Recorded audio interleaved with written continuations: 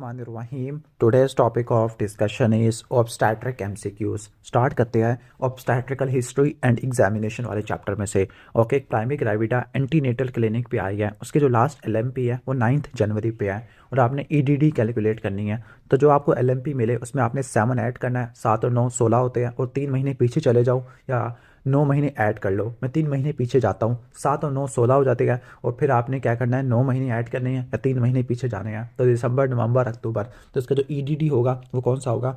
EDD is the best option is 16 अक्टूबर 2000, पता नहीं कौन सा साल है। ओके, तो इस रूल को बोलते हैं नेगेल्स रूल, NAEGELE, नेगेल्स रूल। इसके बाद क्वेश्चन नंबर टू में ग्रेविटा और पैरिटी कैलकुलेट करनी है। ग्रेविटा जिसको G से शो करते हैं, number of the time female has conceived including the current pregnancy. Okay, इसको बोलते हैं ग्रेविटा, यानी जो भी फीमेल करंटली प्रेग्नेंट होती है उसको ग्रेविटा बोलते हैं।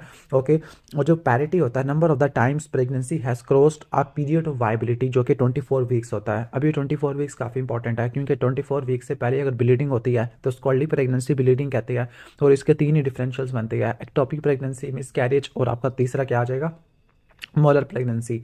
और अगर 24 वीक्स के बाद बनती है तो उसको APH बोलते हैं। APH में भी 2 डिफरेंशियल्स बनते हैं, placenta previa, placental abruption. Okay, सही हो गया।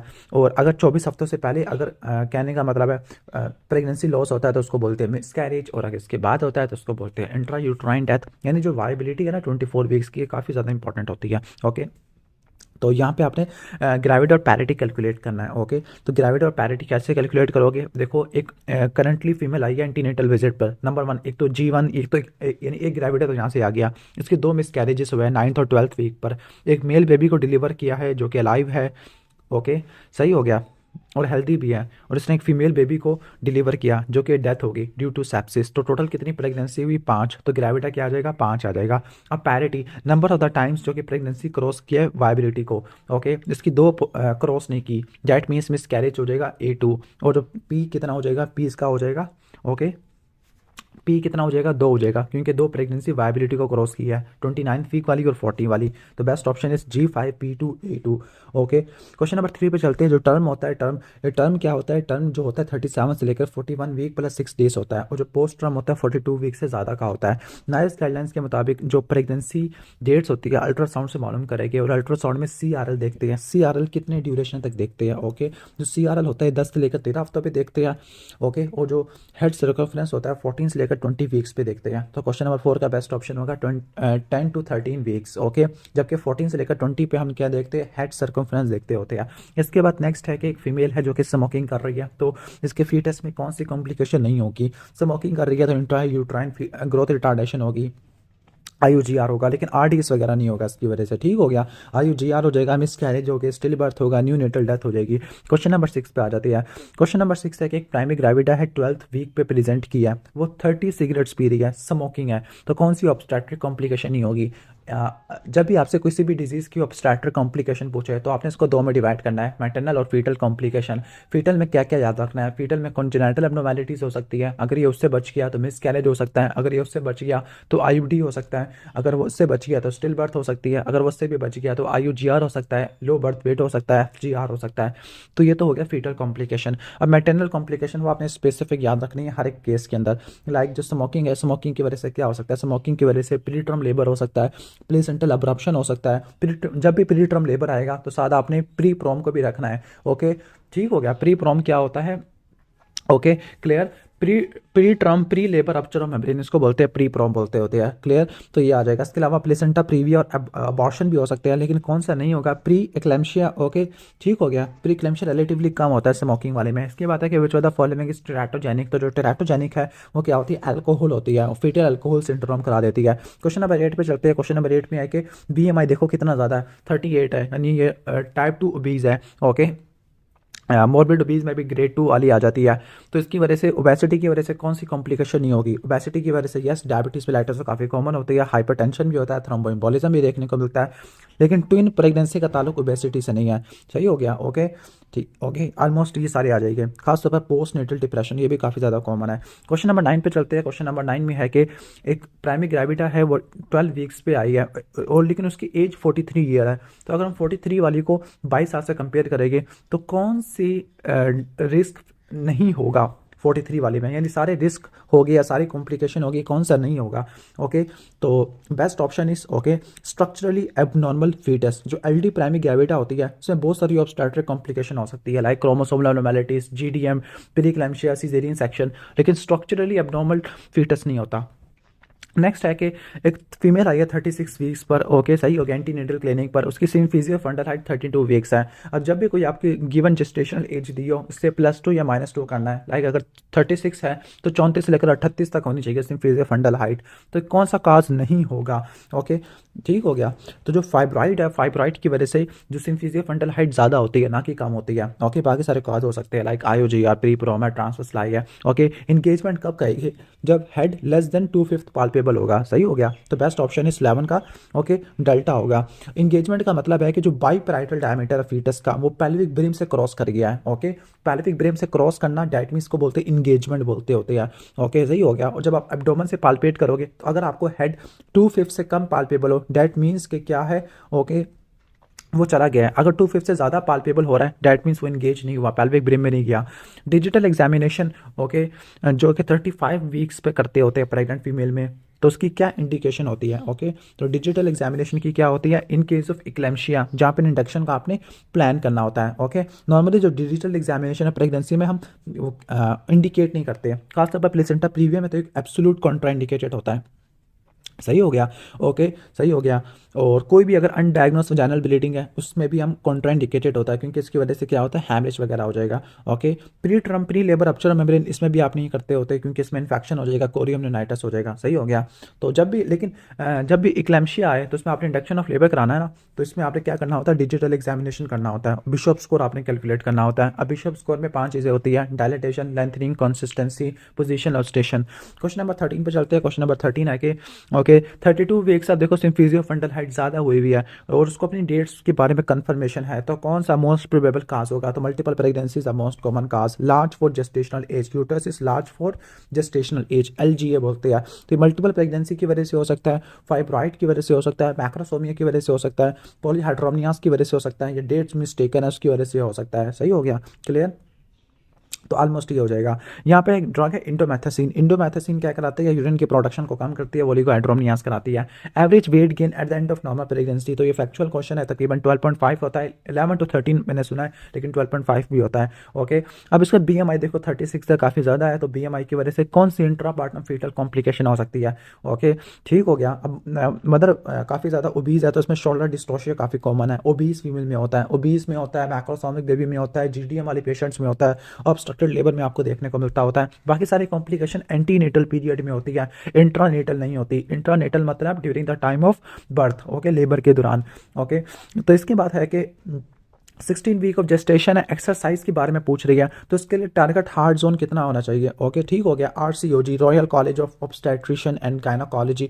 ओके, तो यहाँ पर वो है कि अगर कोई फीमेल 25 से लेकर 29 साल की है, जो टारगेट रेंज है हार्ट रेट का वो होता है 135 से लेकर 150। Best option is delta.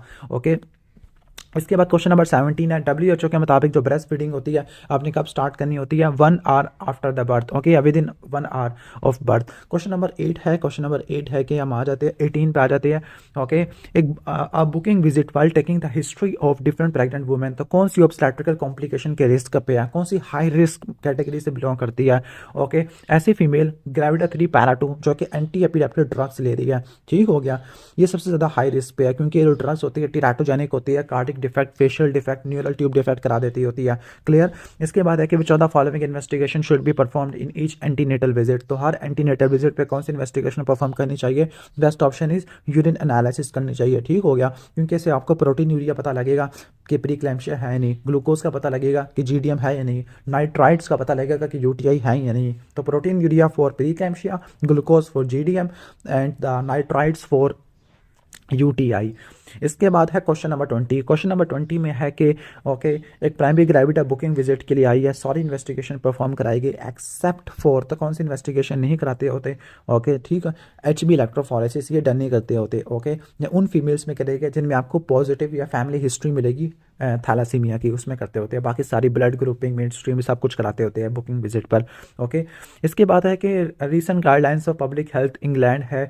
Okay, तो कौन सा इन्फेक्शन एंटीनेटल स्क्रीनिंग के अंदर इंक्लूड नहीं होता, तो बेस्ट ऑप्शन इज ओके, ठीक हो गया, बेस्ट ऑप्शन इज रुबैला। अभी रिसेंट गाइडलाइंस के मुताबिक है कि रुबैला इन्फेक्शन यूके में लो है, तो एमएमआर वैक्सीनेशन वहाँ पे होती है ना, लेकिन यहाँ पर इंक्लूडेड होता है। निमोनिक याद रखना है एंटीनेटल में BS इज रियल के like hepatitis B, syphilis, HIV और रुबैला, इनकी आपने स्क्रीनिंग करनी होती है, ठीक हो गया। Okay, BS is real.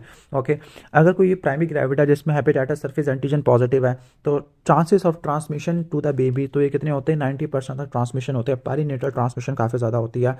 Okay, ठीक हो गया। अगर कोई प्रिवेंटिव मेजर नहीं ली गए। इसके बाद नेक्स्ट क्वेश्चन है कि लो डोज एस्पिरिन होती है, तो तमाम प्रेग्नेंट फीमेल में देना चाहिए for developing preeclampsia except for. Okay, तो प्राइमरी ग्रेविटा में आपने कभी भी नहीं देना। ओके, ठीक हो गया। ओके, बाकी सब में आपने देना होता है, लो डोज एस्पिरिन को आपने प्रेफर करना होता है। इसके बाद है OGTT। Okay, OGTT is advice in a women having a risk of factor of GDM। कौन सा GDM का रिस्क फैक्टर नहीं होता जिसके लिए आपने OGTT नहीं करवाना। ओके, तो best option is second degree relative. Okay, अगर फर्स्ट डिग्री रिलेटिव हो तब आपने करना होता है, सेकंड डिग्री रिलेटिव में बिल्कुल नहीं करना होता। सही हो गया। इसके बाद नेक्स्ट है कि 10th वीक ऑफ जेस्टेशन पे प्राइमरी ग्रेविटी आई है, तो कौन सी इन्वेस्टिगेशन प्रेफर नहीं करेगी, कौन सी नहीं करवाएगी। Okay, best option is torch infection. Torch की स्क्रीनिंग बुकिंग विजिट पे नहीं होती। ओके, या दूसरी विजिट, दूसरी इन्फेक्शन की स्क्रीनिंग में आती है जिसमें हेपेटाइटिस C भी आ जाती है। ओके, सही हो गया। तो बेस्ट ऑप्शन इज टॉर्च की स्क्रीनिंग होती है। इसके बाद नेक्स्ट क्वेश्चन आ जाते हैं। नेक्स्ट क्वेश्चन है कि okay 30 year old primary gravity पहली दफ़ा आई है 17 वीक ऑफ जेस्टेशन पर, डाउन सिंड्रोम से वरिड है, तो कौन सा 17 वीक्स पर कौन सा टेस्ट करवाएगा। ओके, 17 वीक्स को आपने देखना है। 17 वीक्स आपका सेकंड ट्राइमेस्टर है ना, तो आपने न्यूक्लियर ट्रांसल्यूसेंसी तो आपने फर्स्ट ट्राइमेस्टर में करते हैं, सेकंड में तो क्वाड्रपल टेस्ट होता है। सही हो गया। फर्स्ट ट्राइमेस्टर पूछे तो न्यूक्लियर ट्रांसल्यूसेंसी, और जो क्वाड्रपल है ये आपका कौन सा होता है। ओके, ये आपका सेकंड ट्राइमेस्टर में होता है। क्वाड्रपल में आपके कौन कौन से आ जाते हैं, या बीटा SAG आ जाता है, निबिन आ जाता है, अल्फा फीटोप्रोटीन आ जाता है। ओके, अनकॉन्जुगेटेड एस्ट्रायोल आ जाता है। ओके, बाकी जो इसके अलावा एमनियोसेंटेसिस और जो CVS है, कोरियोनिक विलस सैम्पलिंग है, तो आपके डायग्नोस्टिक टेस्ट है, स्क्रीनिंग टेस्ट तो है ही नहीं। इसके बाद है मैटरनल मोर्टालिटी रेट पे आपने 1000 रखना होता है। मैटरनल मोर्टालिटी रेट पर 1000 नहीं 1 lakh. Best option is delta.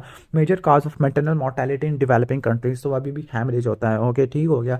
Okay, haemorrhage होता है। हैमरेज के बाद सेप्सिस है, फिर इक्लेम्शिया आता है, फिर ऑब्स्ट्रक्टेड लेबर है, थ्रोम्बोएम्बोलिज्म है। ये आपके डायरेक्ट कॉजेज आते हैं। जो इनडायरेक्ट कॉजेज होते हैं इसमें आपके कार्डिक डिजीज है, एनीमिया आता है, हेपेटाइटिस है, एस्थमा है, साइकेट्रिक इलनेस होती है। मेन आपने याद रखना है haemorrhage followed by sepsis. Okay, ठीक हो गया। अब इसकी perinatal mortality rate, perinatal mortality rate का फार्मूला क्या होता है, total number of still birth plus early neonatal death पर 1000 birth. Best option is beta. Okay, PSM के फार्मूले आ रहे हैं। फिर जो the following is not a cause of perinatal mortality. Perinatal क्या होता है। ओके, पेरीनेटल में आपका क्या आता है, पेरीनेटल में आपके अर्ली न्यूनेटल पीरियड आता है और स्टिल बर्थ वाला पीरियड आता है, तो इसमें कौन सा काज नहीं होता। Best option is diarrhoea. Diarrhoea तो फीटल इन्फेंट मोर्टालिटी करवाता होता है। ओके, पेरीनेटल मोर्टालिटी तो नहीं करवाता होता। 10th वीक ऑफ जेस्टेशन पे आई है, which are the following changes occur in her cardiovascular system. तो कार्डियोवास्कुलर सिस्टम में कौन सी चीज आपको देखने को मिलती होती है। अभी फिजियोलॉजिकल चेंजेस ऑफ प्रेगनेंसी पे आ रहे हैं, तो best option is pulse pressure increase. Okay, normal pregnancy में जो कार्डिक आउटपुट होती है वो 5वें हफ्ते से बढ़ना शुरू हो जाती है। याद रख लेना कि विज़ोडाइलेशन होती है, डायस्टोलिक ब्लड प्रेशर गिरता है, सिस्टोलिक ब्लड प्रेशर गिरता होता है। ठीक हो गया, लेकिन डायस्टोलिक ब्लड प्रेशर ज़्यादा गिरता होता है, जिसकी वजह से जो पल्स प्रेशर है ओके वो इंक्रीज हो जाता है। बाकी हार्ट रेट, स्ट्रोक वॉल्यूम सारे के सारे बढ़ते होते हैं। विच of the following is increase in pregnant female. तो प्रेग्नेंट फीमेल में कौन सा बढ़ेगा, क्या चीज़ बढ़ेगी, अल्कलाइन फॉस्फेटेज के लेवल बढ़ जाएंगे। ओके, क्योंकि प्लेसेंटा से प्रोड्यूस होते हैं। एल्ब्यूमिन और केराटिनिन ये कम हो जाते हैं, लिवर एंजाइम्स भी रिड्यूस हो जाते हैं, डाइल्यूट हो जाते हैं।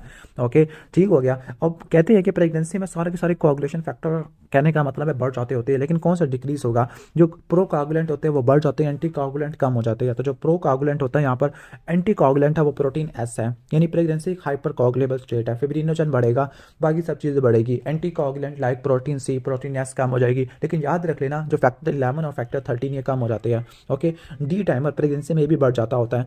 क्लियर, सही हो गया।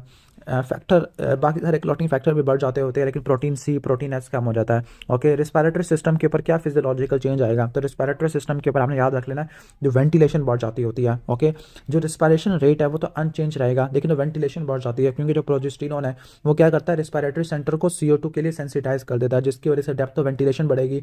ओके, इसके अलावा मेटाबॉलिक रेट बढ़ेगा। बाकी जो चीज़ें फंक्शन रेजिडुअल कैपेसिटी है, जिसमें एक्सपायरेटरी रिजर्व्स आ जाते हैं, रेजिडुअल वॉल्यूम है, वो सारे के सारे कम हो जाते हैं। ओके, क्योंकि वेंटिलेशन बढ़ गई है। ओके, ये भी हो जाएगा। इसके बाद नेक्स्ट क्वेश्चन है कि CBC रिपोर्ट के बारे में क्या फिजियोलॉजिकल चेंज आएगी CBC रिपोर्ट में, तो क्या होगा, यहाँ पे TLC स्लाइटली रेज हो जाएगी। अब एक बात याद रख लेनी है, प्रेगनेंसी में blood volume, RBC volume, plasma volume बढ़ जाता होता है, RBC मैस भी बढ़ता है, लेकिन HP काउंट, RBC काउंट, ये सारे के सारे कम हो जाते हैं, डाइल्यूट हो जाते हैं। ये क्यों होते हैं, हीमोडाइल्यूशन की वजह से, डाइल्यूशनल अनीमिया की वजह से। ओके, सही हो गया। बाकी प्लेटलेट्स यूजुअली रिमेन स्टेबल। आगे चलते हैं। एट टर्म है amount of blood flow to the placental bed कितना होता है, amount of the placental bed 500 ml पर मिनट होता है। क्वेश्चन नंबर 37 पे आ जाते हैं। क्वेश्चन नंबर 37 है कि कौन सी GIT प्रॉब्लम प्रेगनेंसी में रिलीव हो जाती है, तो प्रेगनेंसी में क्या होगा, ड्यूडिनल अल्सर रिलीव हो जाता है। प्रेगनेंसी में कॉन्स्टिपेशन और हेमोरॉइड्स के वॉर्स हो जाते हैं। रिफ्लेक्स इसोफेजाइटिस और हार्ट बर्न ये भी काफ़ी बढ़ जाते हैं due to relaxation of sphincter है। टाइलिज्म है, ये बढ़ जाता है due to increase production of saliva, लेकिन ड्यूडिनल अल्सर प्रेगनेंसी में बेटर हो जाता है due to relaxation of pyloric sphincter. Okay, सही हो गया। इसके बाद है कि which of the following is true about physiological changes in renal system, तो बेस्ट ऑप्शन इज एलिफेंट।